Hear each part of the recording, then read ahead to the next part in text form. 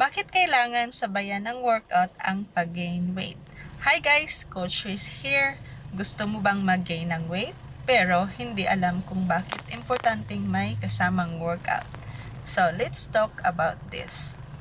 Una, build healthy weight, not just fats. So, kapag nagpapagain tayo ng weight, hindi lang natin aim ang magdagdag ng timbang. So, gusto natin ito maging healthy weight muscle, hindi lang taba.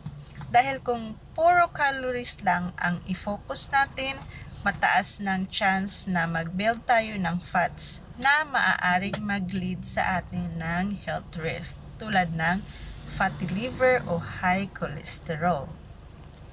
Pangalawa, stronger muscles, better metabolism. So, ang workout, lalo na ang strength training, tumutulong na mag-build ng muscles.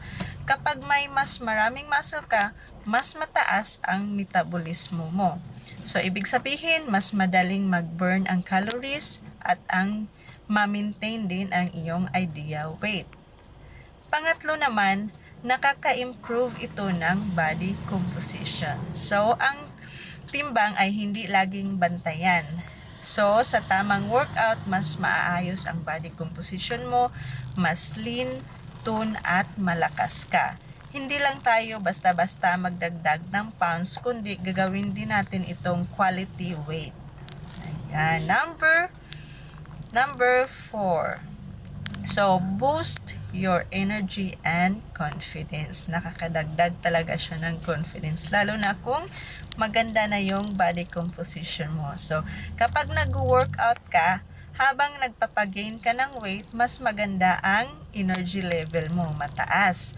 Mas confident ka sa katawan mo at overall, mas maganda ang pakiramdam natin. And ito, so kung goal mo ang mag-gain weight in a healthy way, huwag kalimutang isabay ang workout sa nutrition plan mo. So, hindi kailangan intense agad. Start small but stay consistent. At kung hindi mo man alam kung paano simulan, you can message me for a coaching program. Andito lang ako para tulungan ka.